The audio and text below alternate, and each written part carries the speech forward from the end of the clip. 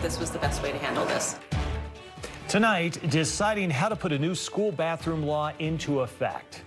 The Utah State Board of Education says it's up to school districts to decide how they implement a new bathroom law in schools.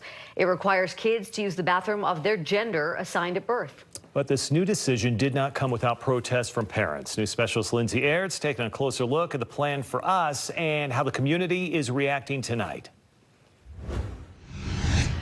Yeah, so Salt Lake schools pulled their presentation, saying they were instead going to reach out to families directly. But one mom who organized that protest says the classroom wasn't the right way to do it.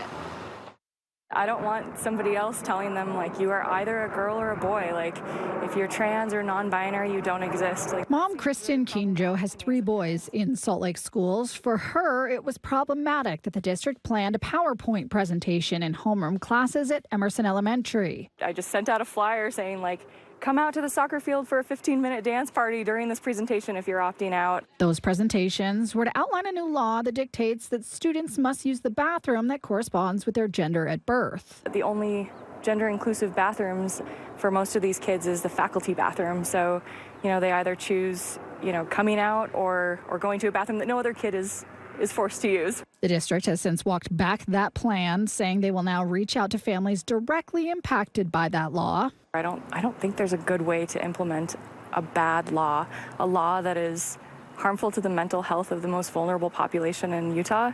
At issue here was Salt Lake's implementation of the new law's language that says the district must give notice to students about which bathroom to use. Salt Lake School District tells KSL they wanted all their kids to get the same message, which included slides like, it's not good for your body if you try and hold it. And if you do not feel comfortable in the bathroom you're directed to use, let us help you make a plan. This is creating a culture of fear and of shame in our schools. Even if our kids aren't queer, non-binary, we don't want our children exposed to this kind of training. The sponsor of the law, Representative Kara Birkeland, has clarified that it is the school district's decision on how to implement it, adding that so long as it is communicated in a common sense, age-appropriate manner, that accounts for the needs of all students. That's a similar message issued today from the Utah State Board of Education. But for Kinjo, she's hoping her district can find a less public way to address bathroom use for transgender kids. I want these kids to be safe and to know that they have adults who care about them. Now, the part of this law that governs bathroom use in schools is already in effect, but starting May 1st, districts could face fines if they don't implement it. Meanwhile, also important to note here that this bill also applies to government buildings and locker rooms.